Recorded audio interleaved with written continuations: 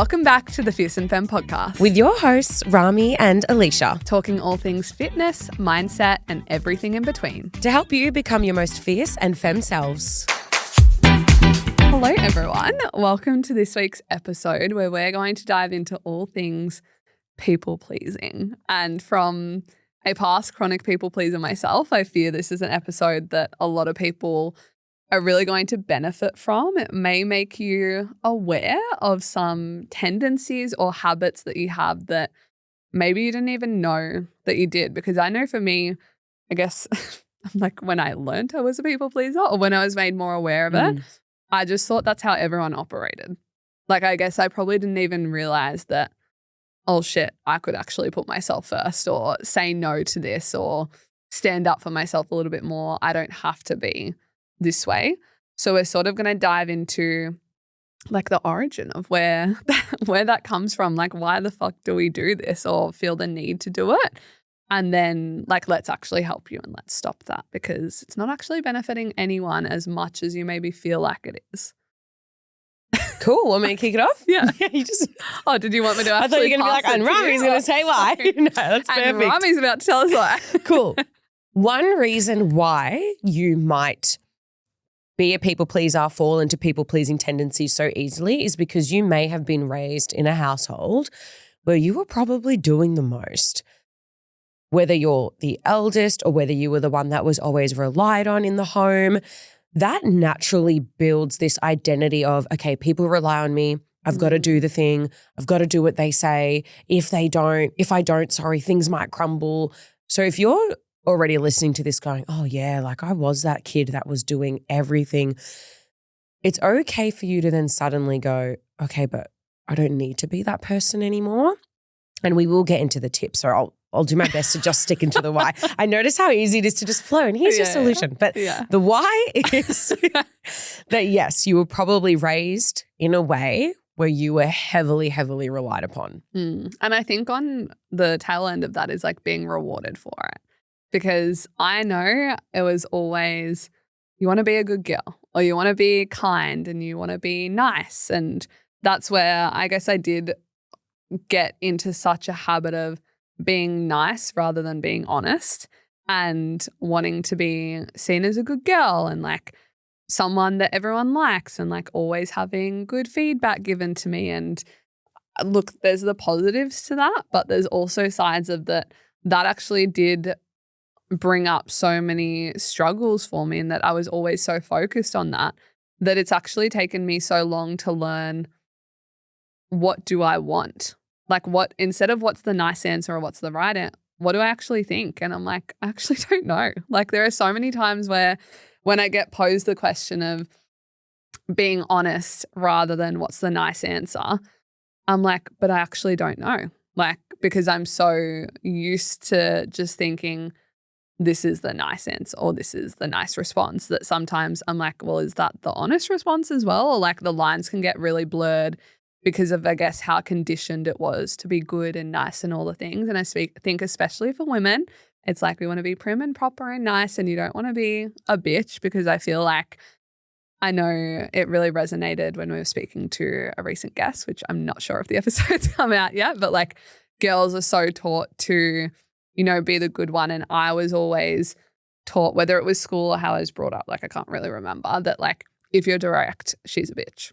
Or like there's something wrong with her and like you don't want to be seen as that. Like why would you want to be seen as someone who's direct and powerful? And I guess powerful wasn't even a word thrown in there, but it was just like she's rude or like bossy. And I guess I probably actually experienced that, which would lead to things of like I am a natural leader and like to tell people what to do, like still to this day. And there were multiple times I was called like, oh, she's so bossy. And that was seen as like such a bad thing. Instead of, whoa, she's so direct and she's powerful and she's sure of herself. It was always a negative thing to be seen that way, which I know for me and like people might relate to it would contribute to why I'm like, okay, well, I've got to then just be nice instead of being a leader and being bossy. You can be honest without being rude. We say this all the time now. Another reason why you might currently be a people pleaser is because you're afraid that your honesty might turn into something bad. You're afraid of being judged. You're afraid of the rejection. You don't trust yourself to handle whatever the other person might say, what the other person might do. So then you keep doing the thing, rinse and repeat of saying yes, doing the thing, bending over fucking backwards when you don't want to. And then you might end up resenting the other person, the thing, the environment, but you have to remind yourself that it's not anything external to you. It is all internal. And when you can learn to trust yourself through the honesty, you won't be a people pleaser for other people, but you'll be pleasing yourself. Like you can be a people pleaser for you. That's it. I guess I love that. Yeah, that just came to me now. It's like, be the people pleaser for yourself, right? Because if we keep people pleasing, I wonder how many times we're going to say people please in this episode. Do a push-up every time. Pippi. I'm just going to break it down.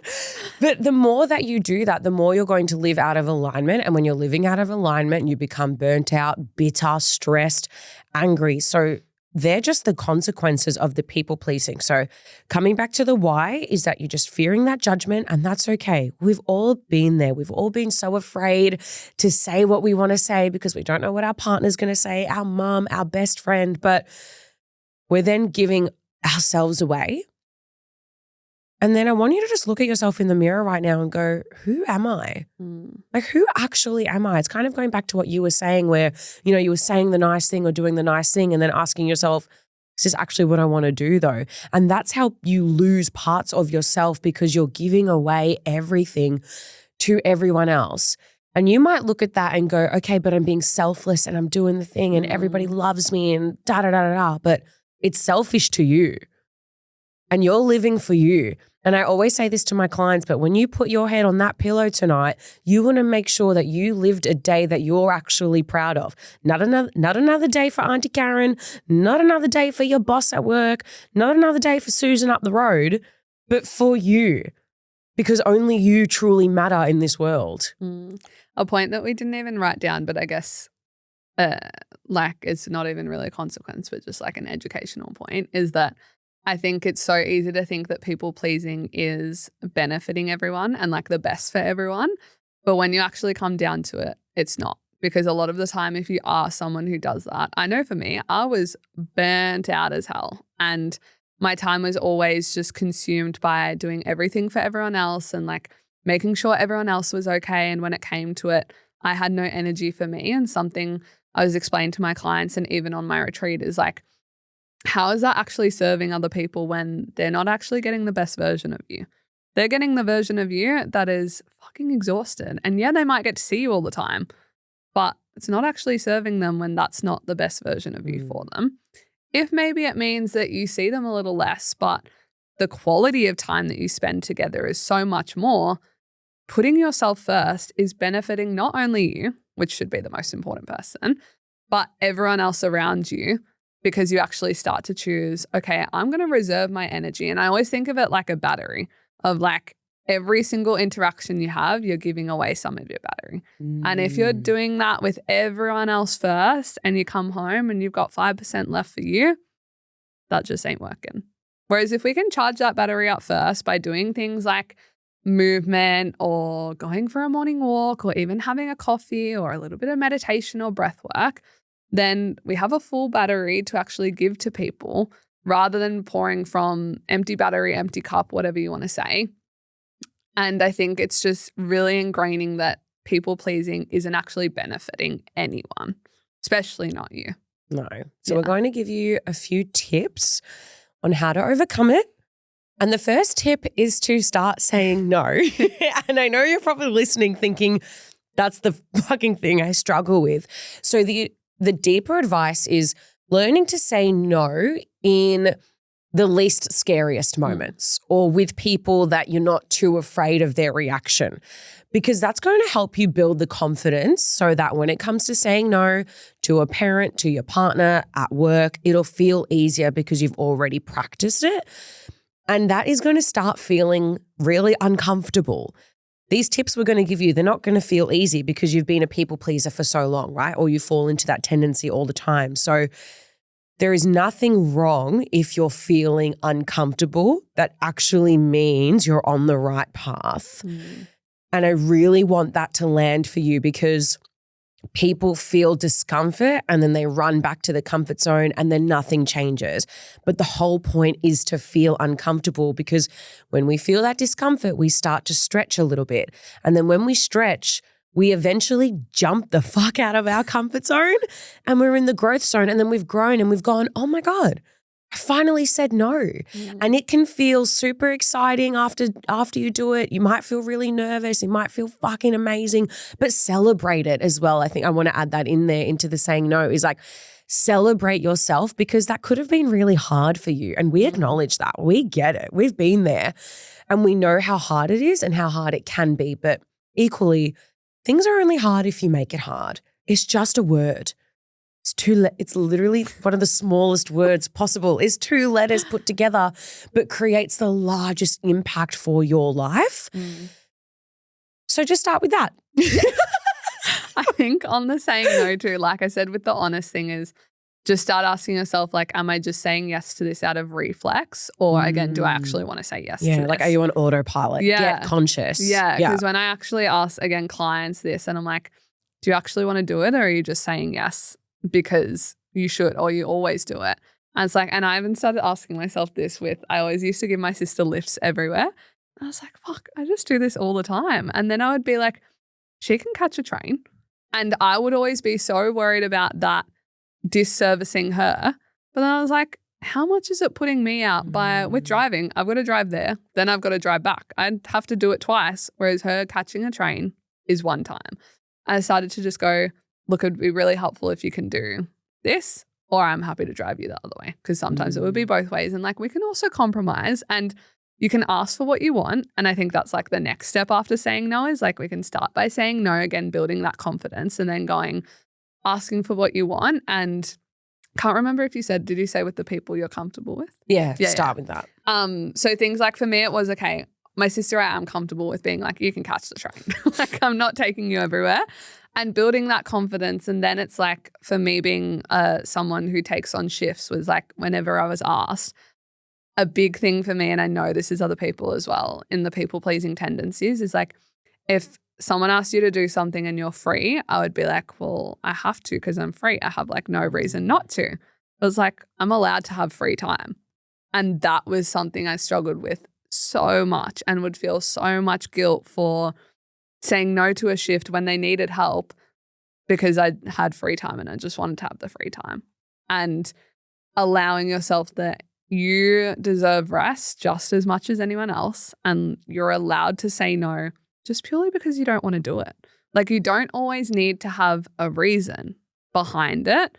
You can purely just say no from the fact of you want to say no. So that was just my elaboration on that. And then time management in terms of not filling your calendar with everyone else. And this is always a big task that I have a conversation with clients, I guess, when it comes to the gym of like, I don't have time. Like, well, I want you to look at your calendar and how much of your time is involved in everyone else. And they'll go, fuck, everything that I'm doing is for someone else, or it's doing an errand to help someone for a party, or this, and that. And it's like, we need to schedule Alicia time in that calendar or Rami time in that calendar and make time that is for you because I'm sort of going to tie it into That's the okay, next go point, for it. But it's like, who are you living your life for? Are you living it to just constantly spend, imagine looking back at your whole life and realizing, fuck, I didn't actually live my life. I lived my life for other people to constantly serve them, please them, make all of them happy. But when it comes down to it, am I happy? And I think that's a really important question to ask yourself because for me, when I had this, and I couldn't tell you the moment, but when I had this realization, it was like, fuck, I am doing all of this for everyone else, but is it making me happy? And it was like, no. Even when I look at photos of myself back then, you can see the like no soul in my eyes, honestly. Like I just look exhausted even when I'm smiling in photos. It's like, she ain't there. Like she's there, but she ain't there because I was never filling up my battery, my cup, all the things. It was just constantly doing everything for everyone else and I wasn't living my life and I wasn't happy. The people around you are going to survive if you say no, because I think that the big barrier there is people are so worried about how they're going to be perceived because you're so comfortable with how you've been perceived up until now, which is maybe the person that does this and the person that does that and the person that's so reliable. Those traits don't just disappear because you're saying no. They still stick with you. It doesn't go away just because you've decided to put yourself first. But think about all the energy you're putting into everyone else and imagine how your life will look like, feel like, sound like when you put that exact same energy into you. You've just got to be so much more focused on you because the more that you fill your cup up, you manage your time effectively. Imagine that energy you're going to project into your relationships instead. So instead of going, oh my God, all my relationships are going to change, people are going to look at me so badly because I'm saying no, reframe that to, okay, but when I fill my cup up, I take care of myself. What version of me are my friends and family going to get? Oh yeah, they're going to get a much healthier, happier version of me. I think we sort of talked about this at the start of the episode, but I think that's really important is this fear of the judgment and the fear that you might have of people perceiving you. Yeah, they might take a minute to get used to this new version of you. Yeah, they might not like it at the start. So what? You clearly don't like it right now. But also the people around you want to see you happy and healthy. Like there's so many people, and again, like the types of girls that come to my retreats usually are the people that struggle with this. And I remember having a few girls at Feb being like, when I was telling people that I was coming, they were like, I'm so happy for you. Because they know how much they struggle to put themselves first or never really do something like that for themselves. And they're like, you deserve this. And I think that's what people forget a lot of the time is they're so nervous to upset the people around them or make them pissed off or whatever. But it's like, they love you. They want the best for you. And if that means that you can't do something for them that maybe is easy for them to do themselves, but you've just been helping them out with it, or maybe they could ask someone else or just them manage their time better. Something that just came to me is like, other people are not your responsibility. And unless you've got kids, completely understandable, but like your friends are not your responsibility. If you're listening to this, you're probably an adult. They're adults as well. They can look after themselves. You don't need to be constantly taking up your own mental space, worrying about everyone else, because that takes up so much space. If we are constantly going, I wonder if this person got there safely, or like, I wonder if they're okay with this. And it's like, when was the last time you thought about yourself? Like consuming, again, I'm coming back to this point of like, who are we living our life for? Of like constantly consuming our thoughts, thinking about, worrying about everyone else around us. And when's the last time you actually looked inward? And that can actually be the really uncomfortable thing as well sometimes of being like, holy shit, I've just realized that the reason I am worrying about everyone else is so that I don't have to look at myself. And then that's exposing something deeper for you. It's like, holy shit. And you might have a moment of like, fuck. Yeah. Like, that's actually what I've been doing is like just distracting myself in everyone else's problems and helping them and going, fuck, I'm not happy. And that's why I'm doing this, because that is a really easy distraction. And that feels so much safer as much as I have no energy and I'm not happy to do that, rather than go, fuck, what do I actually have to do to make me happy? Because again, you may not know the answer and that's scary as well. But there's so much in like, this is taking a different pivot now, but like self-discovery of like, what makes me happy and what can I do to fill my cup and fill my calendar as well, which is a really beautiful part of it. And how can you still please the people around you, but ensuring that that's balanced out really well with taking care of yourself? Because we're not saying drop everything and don't do this and don't do that anymore. But if it's burning, like you've got to listen to your body and even listen to the thoughts in your mind and go, if you're getting burnt out, if it's starting to create resentment in the relationship, if you're starting to get pissed off or snappy or frustrated, but you're still saying yes, things have to change, because we know that if nothing changes, nothing changes. And in another 6 months' time, if you keep staying a people pleaser, it's probably just going to get worse. And then you're going to start blaming your boyfriend, blaming your mum, blaming work, blaming this, blaming that, pushing everything out externally. But you are the problem. And we say that with so much love, because I think it's very empowering when you can get to that moment where you look at yourself and you go, fuck, it's me. It's me. Yeah. Put my hand up to that. Do the same. Personally victimized by myself. And that's okay, because that's what self-development is. That's what personal development is. That's what healing is. And this is what NLP really taught me, is that you look within, right? And when you stop blaming everything external to you, you have so much more control of your life, so much more control of your relationship, so much more control of the day. And obviously there's things that happen outside of our control, but at least we know that the things that we are controlling, we're feeling really good about. That's the whole point here, is like our internal world creates our external world. If there's shit around you that you don't like and it's pissing you off, it's because you're creating it. So just come and ask yourself, go back to step one and go, okay, how is this actually happening? Like, how am I making this happen? Oh yeah, I said yes 27 times and I was supposed to only say yes 5 times. That's okay. You don't need to beat yourself up about it. You don't need to go down a shame spiral and think you're the worst person in the world. It's just going to take time. Reflect, refine, move forward. I feel like that's going to be my new slogan. I feel like I say it all the time. Refine, move forward. That's amazing. It's true though, because I think we reflect and then some people stay in the reflection, right? And then they go down the pit, they go down the spiral. Healing sucks. Personal development is scary, blah, blah, blah, all this stuff, right? But it's like, you've got to be able to reflect. Because you can have a coach and they can help you, but only you know deep down the mistakes you're making, all the times you're saying yes when you know you need to say no, all the times you look at your calendar and it's filled with every other Tom, Dick and Harry's appointments and not your own, right? And you're the one that's got to look at it and be honest and go, okay, cool. This week, I'm going to clean this area up. And you can just start with that. Start with just your family. Start with just work. Start with just your partner. We're not saying you got to change everything all at once, but after you listen to this episode, you'll already know that area of your life that's grinding your gears that you know needs to change. Go straight to that, because you could try and fix up every other area. It's not going to matter, because you already know deep down what needs moving, and move it. Yeah.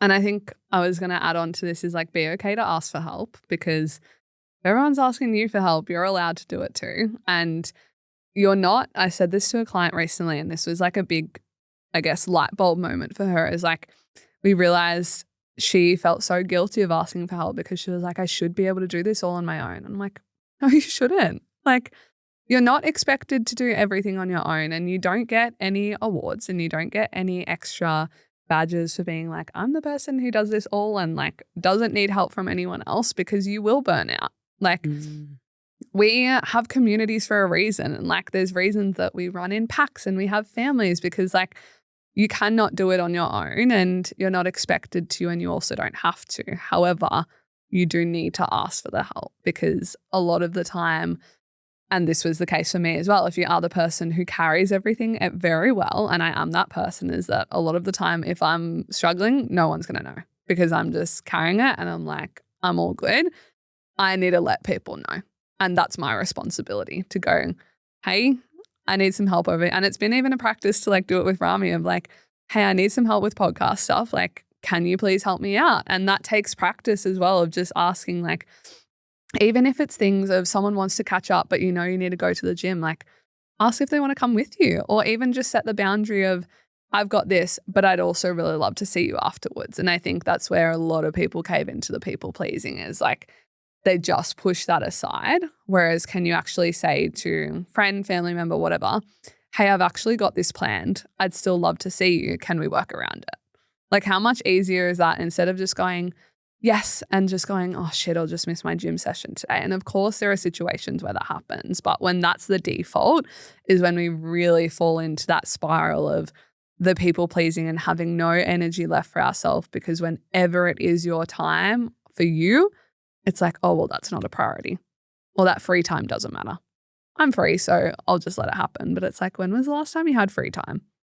And you didn't just say yes to what someone wanted you to do or needed help with. So I think when you can truly learn to ask for help and be okay with accepting that help, again, that will feel uncomfortable as fuck. And I can still tell you, till this day, I struggle with and feel so much guilt around it.